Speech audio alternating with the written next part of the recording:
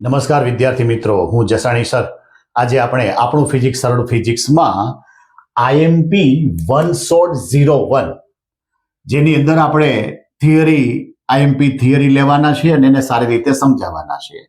જેમાં આજે આપણે ધોરણ 10 વિષય વિજ્ઞાન અને એનો જે ફિઝિક્સનો ભાગ છે એમાં ચેપ્ટર 9 જેનું નામ છે પ્રકાશ, પરાવર્તન અને વક્રીભવન. આનો આપણે આઈએમપી 100માં ખાલી થિયરી જોઈ છે, જે બોર્ડની અંદર એમ કહેવાય કે 8 થી 11 માર્ક સુધીમાં અત્યાર સુધી પૂછે છે.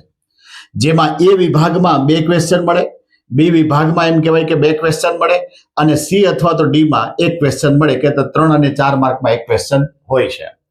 આપણે આ વિડીયોની અંદર કઈ કઈ વસ્તુ લેવાના છે તો કે ભાઈ આ ચેપ્ટરની અગત્યતા એટલે જે તમારા ચેપ્ટરમાં પ્રસ્તાવના આપ્યું છે એ છે પ્રકાશનું પરાવર્તન, એનો આખો વિભાગ જેની અંદર અરીસા સહિત બધું આવી જાય, વ્યાખ્યાઓ આવી જાય, સૂત્ર આવી જાય.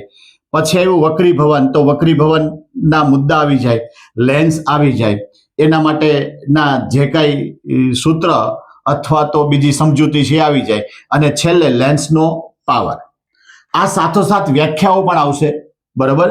અરીસામાં વ્યાખ્યા છે, લેન્સમાં વ્યાખ્યા છે, નિયમ પણ છે એ પણ આવશે, એના દ્વારા સૂત્ર સાબિતી એ પણ આવી શકે, અને સાથોસાથ એને કેવી રીતે યાદ રાખી શકવું શોર્ટ ટેકનિકથી એ પણ આવશે.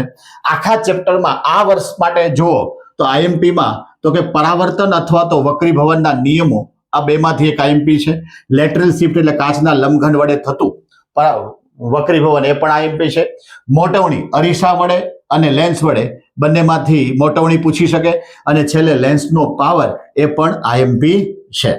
તો આ વિડીયો ફૂલ વિડીયો આનો અમારી યુટ્યુબ ચેનલ કહેતા જસાણી એજ્યુકેશનમાં ઉપલબ્ધ છે, તો એના માટેની લિંક પણ નીચે આપી છે. તો એવી અપેક્ષા રાખું કે આ વિડીયોને વધારે શેર કરો, લાઈક કરો અને સબસ્ક્રાઇબ કરો.